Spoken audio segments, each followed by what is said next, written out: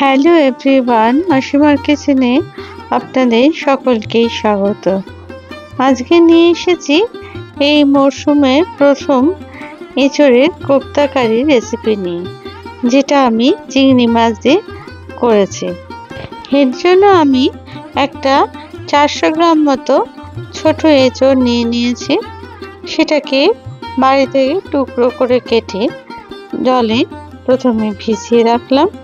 এরপরে কড়াইতে আমি খানিকটা জল দিয়ে তার মধ্যে দিয়ে দিলাম 1 চামচ মতো হলুদ আর 1 চামচ মতো নুন দিয়ে প্রথমে এঁচোড়গুলোকে একটু সেদ্ধ বসিয়ে দিলাম।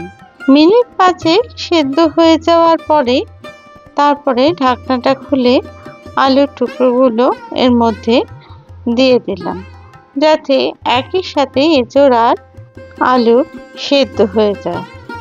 আপনারা এই কাজটা কিন্তু অবশ্যই প্রেসার কুকারেও করে নিতে পারেন, তবে যেহেতু এঁচোড়টা কচি ছিল তার জন্য আমি এটা কড়াইতেই সেদ্ধ করে নিলাম। দেখুন পুরোপুরিভাবে কিন্তু এঁচোড় আর আলু সেদ্ধ হয়ে গেছে। এরপর গ্যাসটাকে অফ করে ঢাকনা দিয়ে আমি আরও 5 মিনিট এটাকে রেখে দিলাম একটু ঠান্ডা হওয়ার জন্য। অন্যদিকে আমি এখানে 300 গ্রাম মতো চিংড়ি নিয়ে নিয়েছি। আমি খুব ছোট চিংড়ি পাইনি বলে একটু বড় সাইজের নিয়েছি। সেটাকে ভালো করে কুচি করে প্রথমে এগুলোকে কেটে নিলাম। আপনারা এই কাজটা মিক্সিতেও করে নিতে পারেন, সেখানে চিংড়ি মাছটা কিন্তু একদম মিহি পেস্ট হয়ে যাবে, আর তাতে করে কোপ্তাটাও কিন্তু ভালো হবে। তবে আমি এখানে একদম ছোট কুচি করে কেটে নিয়েছি। এরপরে আমি এঁচোড়ের টুকরোগুলো আর আলুর টুকরোগুলো নিয়ে নিলাম একটা বাটির মধ্যে। এরপর আমি প্রথমে হাত দিয়ে এটাকে মেখে নেওয়ার চেষ্টা করলাম, কিন্তু খুব গরম থাকার জন্য আমি একটা কাঁটা চামচের সাহায্যে ভালো করে এগুলোকে একটু স্ম্যাশ করে নিলাম অথবা মেখে নেওয়ার চেষ্টা করলাম। চিংড়ি মাছ দিয়ে এঁচোড়ের ডালনা আমরা প্রায়শই খেয়ে থাকি, কিন্তু আজকে আমি একটু অন্যরকম করার জন্য আজকে এই এঁচোড়ের কোপ্তা কারি করার চেষ্টা করেছি। দেখুন আস্তে আস্তে কিন্তু এগুলো সমস্ত ভেঙে একদম নরম হয়ে গেছে। এরপর হাতের সাহায্যে আমি কিন্তু খুব ভালো করে মেখে নিলাম, কারণ এখন অনেকটাই প্রায় ঠান্ডা হয়ে গেছে এটা। তবে খেয়াল রাখতে হবে মাখার সময় যেন কোনো শক্ত অংশ না থাকে, একদম পুরোপুরি যেন ভালোভাবে এটা মাখা হয়ে যায় আলু আর এঁচোড়টা।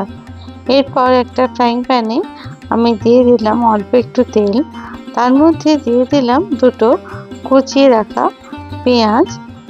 প্রথমে পেঁয়াজটাকে খুব ভালো করে আমি ভেজে নিলাম, যাতে করে পেঁয়াজে কাঁচা গন্ধ না থাকে আর পেঁয়াজটা প্রপার ফ্রাই হয় সেই মতো। এরপর এর মধ্যে দিয়ে দিলাম আমি চিংড়ি মাছের অংশগুলোকে, তারপরে সেটাকেও একটু খুব ভালো করে ভেজে নিই, যাতে করে চিংড়ি মাছের কাঁচা ভাবটা যাতে চলে যায় সেই কারণে। আর এটা কিন্তু খুব বেশি ফ্রাই করা যাবে না, কারণ তাতে করে চিংড়ি মাছটা কিন্তু ছিবড়ে হয়ে যাবে। এরপর এর মধ্যে দিয়ে দিলাম 1/2 চামচ মতো হলুদ গুঁড়ো, 1/2 চামচ মতো লাল লঙ্কার গুঁড়ো আর 1/2 চামচ মতো নুন। সমস্ত উপকরণগুলো একসাথে চিংড়ি মাছ আর পেঁয়াজের সাথে ভাজতে থাকলাম আরও মিনিট 5। এর মধ্যে দিয়ে দিলাম দুটো কুচনো কাঁচা লঙ্কা। এরপর কাঁচা লঙ্কাগুলোকেও খুব ভালো করে ভাজতে থাকলাম। যখন ভালো ভাজা হয়ে গেল তখন আমি গ্যাসটাকে কিন্তু অফ করে দিলাম। অন্যদিকে আমি আবার চলে এলাম এই এঁচোড় আর আলুর মাখার অংশটার মধ্যে। এরপর ভেজে রাখা চিংড়ি মাছের অংশগুলোকে দিয়ে দিলাম এঁচোড়ের মধ্যে। যেহেতু গরম ছিল তাই স্প্যাচুলা দিয়ে আমি খানিকক্ষণ একটু মিশিয়ে নিলাম। এরপরে আমি এর মধ্যে দিয়ে দিলাম 1/2 চামচ মতো জিরের গুঁড়ো, 1/2 চামচ মতো ধনের গুঁড়ো, 1/2 চামচ মতো কাশ্মীরি লাল লঙ্কার গুঁড়ো আর 1 চামচ মতো চিনি। এবার এটার মধ্যে আমি দিয়ে দিলাম 25 গ্রাম মতো ছোলার ছাতু। তারপরে সমস্ত উপকরণগুলোকে ছাতুর সাথে ভালো করে কিন্তু মাখতে থাকলাম, যাতে করে এটা খুব ভালোভাবে মাখা হয় আর কোপ্তাগুলো তৈরি করার ক্ষেত্রেও খুব সুবিধা হয়। এরপর আমি আরও 25 গ্রাম মতো ছাতু এর মধ্যে যোগ করলাম। তারপরে খুব ভালো করে এটা উপর নিচ মেখে নিলাম, যাতে করে একদম বলগুলো তৈরি করার ক্ষেত্রে খুব সুবিধা হয়। আমি কিন্তু এখানে বেসনের ব্যবহার করিনি, বেসনের ব্যবহার না করে তার পরিবর্তে ছাতুর ব্যবহার করেছি। আমি এই রকমভাবে কোপ্তা তৈরি করতে আমি রান্নার ঠাকুরদের কাছে শিখেছিলাম, তো সেই ট্রিক্সটাই আজকে আমি ফলো করলাম এই কোপ্তা তৈরির ক্ষেত্রে। দেখুন কত সুন্দর এর মধ্যে আট ভাব এসে গেছে। এরপর গোল গোল বল তৈরি করে আমি এগুলোকে রেখে দিলাম। আর বল তৈরির আগে একটুখানি হাতে তেল লাগিয়ে নিয়েছিলাম, যাতে করে হাতে কোনো কারণেই এঁটে না যায় সেই জন্য। এরপর একে একে আমি সমস্ত বলগুলো কিন্তু এইভাবে তৈরি করে নিলাম। আমি এখানে ছাতুর ব্যবহার করেছি, আপনারা চাইলে এখানে এর পরিবর্তে বেসন অথবা ময়দারও ব্যবহার করতে পারেন, তবে ছাতু দিলে আলাদা রকমই টেস্ট হয় এটা। দেখুন সব বলগুলো কিন্তু আমার এখন তৈরি। এরপর আমি একটা ফ্রাইং প্যান বসিয়ে এর মধ্যে দিয়ে দিলাম অল্প একটু তেল। এবার এর মধ্যে দিয়ে দিলাম কুচনো পেঁয়াজ দুটো মাঝারি সাইজে। তারপরে পেঁয়াজটাকে খুব ভালো করে ভাজতে থাকলাম। আমি এবার গ্রেভির জন্য কিন্তু এই পেঁয়াজটা ভাজছি। এর মধ্যে দিয়ে দিলাম 6-7টা রসুনের কোয়া। তারপরে পেঁয়াজ আর রসুনের কোয়া খুব ভালো করে ভাজতে থাকলাম, যতক্ষণ না এটার মধ্যে একটা লালচে রং ধরছে ঠিক ততক্ষণ পর্যন্ত। এবার এর মধ্যে আমি দিয়ে দিলাম 1 ইঞ্চ মতো কুচিয়ে রাখা আদা। সেই আদাটাকেও আমি এই পেঁয়াজ রসুনের সাথে ভালো করে ভাজতে থাকলাম, যতক্ষণ না আদার কাঁচা গন্ধটা চলে যাচ্ছে ঠিক ততক্ষণ পর্যন্ত। এবার এর মধ্যে দিয়ে দিলাম আমি বড় সাইজের একটা কুচনো টমেটোটাকেও খুব ভালো করে ভাজতে থাকলাম। আর তার সাথে দিয়ে দিলাম দুটো চিরা কাঁচা লঙ্কা। সমস্ত উপকরণগুলো খুব ভালো করে ভেজে নিলাম। এরপরে এর মধ্যে দিয়ে দিলাম 25 গ্রাম মতো কাজু বাদাম।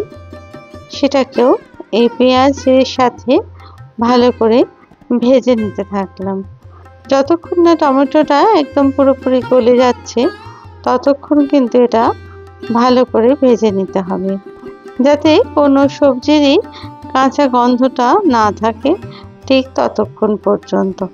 কোপ্তার কারি তৈরির ক্ষেত্রে এরকমভাবে যদি আগে পেঁয়াজ রসুন টমেটো খুব ভালো করে ভেজে নিয়ে সেটা রান্না করা হয়, সেটার স্বাদ কিন্তু অনেক বেশি ভালো হয়। দেখুন আমার প্রায় সমস্ত সবজিগুলো ভাজা হয়ে গেছে।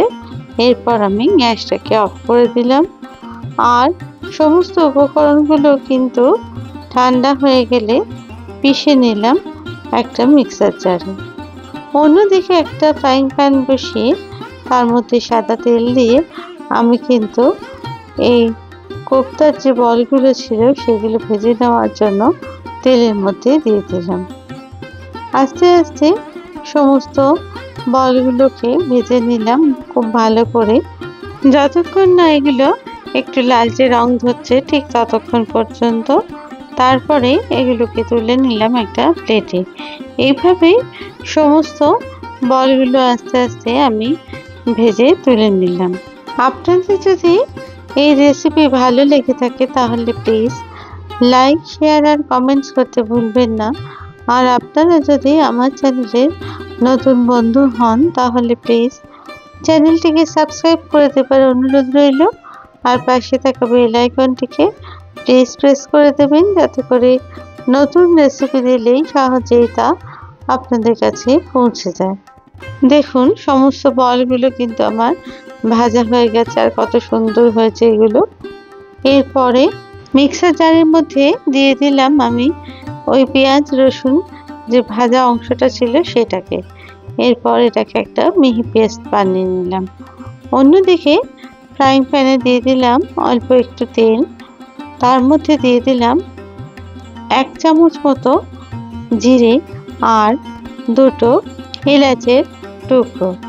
এরপর ফোড়নের অংশটা ভাজা হয়ে গেলে তার মধ্যে যে পেস্টটা ছিল মশলা, সেই পেস্টটাকে ঢেলে দিলাম তেলের মধ্যে। তারপরে খুব ভালো করে এটাকে ভাজতে থাকলাম। মিক্সার জারে যেটুকু মশলা লেগেছিল সেটাকে অল্প জল দিয়ে ধুয়ে সেটুকু দিয়ে দিলাম এর মধ্যে। এরপর খুব ভালো করে এটা ভাজতে থাকলাম। এর মধ্যে এবার দিয়ে দিলাম অল্প একটু হলুদ, 1/2 চামচ মতো জিরের গুঁড়ো, 1/2 চামচ মতো ধনের গুঁড়ো, 1 চামচ মতো কাশ্মীরি লাল লঙ্কার গুঁড়ো।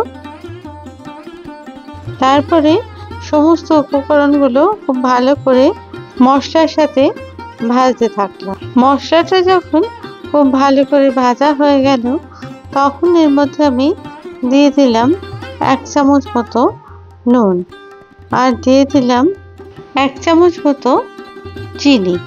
এরপর সমস্ত উপকরণগুলো খুব ভালো করে আমার ভাজতে থাকলাম যতক্ষণ না মশলা থেকে তেল ছাড়তে শুরু করছে। দেখুন খানিকক্ষণ নাড়াচাড়া করার পরই পাশ থেকে কেমন তেল ছাড়তে শুরু করেছে।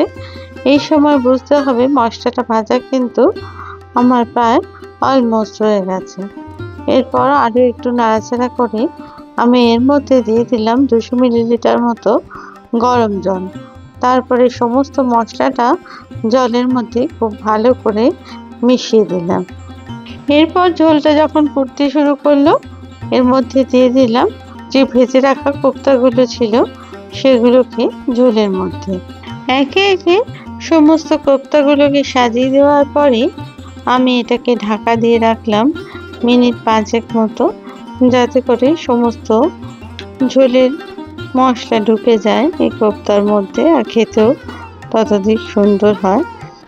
সবশেষে দিয়ে দিলাম আমি এর মধ্যে 1/2 চামচ মতো গরম মশলার গুঁড়ো আর 1 চামচ মতো ঘি। এটা দিয়ে আমি এবার গ্যাসটা কিন্তু অফ করে দিলাম।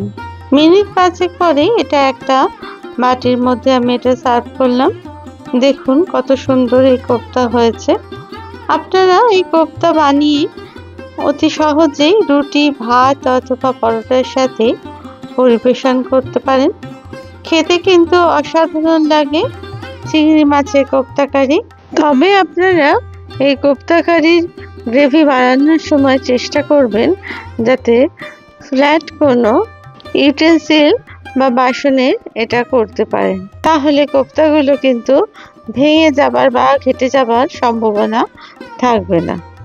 আপনারা বাড়িতে অবশ্য করে এটা বানাবেন আর প্লিজ আমার কমেন্টসে জানাবেন আপনাদের কেমন লাগলো।